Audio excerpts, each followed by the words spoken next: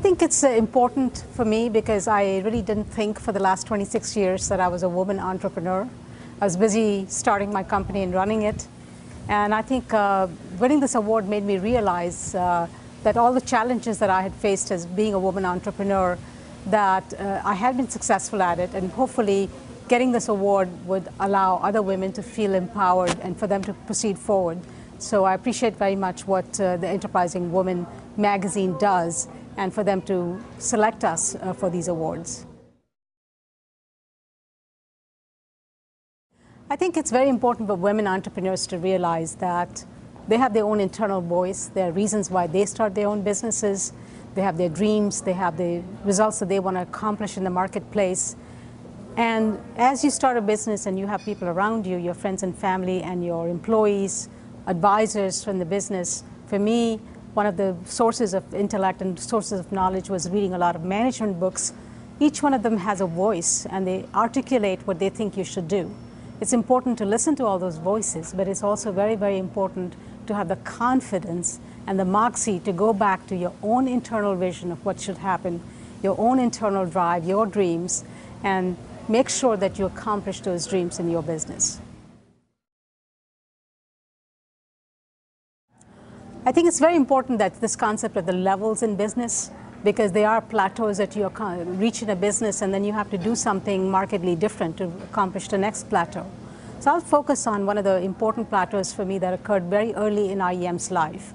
In fact, at that time, I was just a consulting firm. I was consulting and providing services to customers directly, and it was not a professional services firm at that point.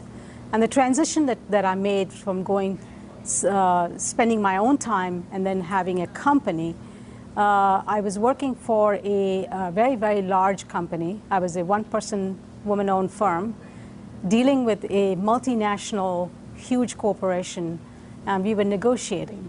And so when I went there to their offices, they had a set of lawyers facing me that obviously were going to protect that company's interest.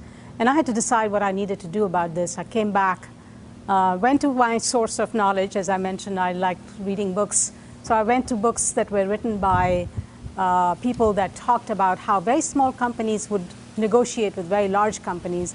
Found this professor from New York who had written a book on how small companies negotiate with giant corporations.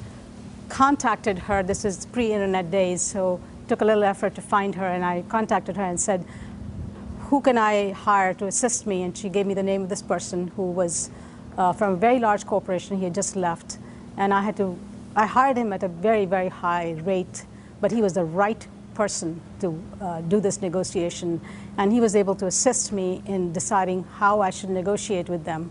And I successfully negotiated with this multinational firm and was able to get a contract that was very viable, that made the transition smooth from going from a small company to a much larger company. Well, I'm an urban planner. That's my discipline. And when I was studying planning, I read this quote. It was, I think, from the Chicago World Fair. It says, "Make no little plans, they stir not men's blood." And I think of that quite often because I think if you have a small plan, you cannot entice people. It doesn't set off any sparks. It doesn't have any warmth. It doesn't draw people. So if you have plans that are large, you have to have big, hairy, audacious goals. You have to think big, dream big, and to do that, you have to have large plans. And when you have those plans, you stir people's emotions. As women, we understand emotional issues, but sometimes we don't know, or we are not comfortable bringing them into a work environment. If you can harness that energy and that emotion, bring it into your business, you can draw people to you, both to your customers, your employees, your partners, and accomplish so much more.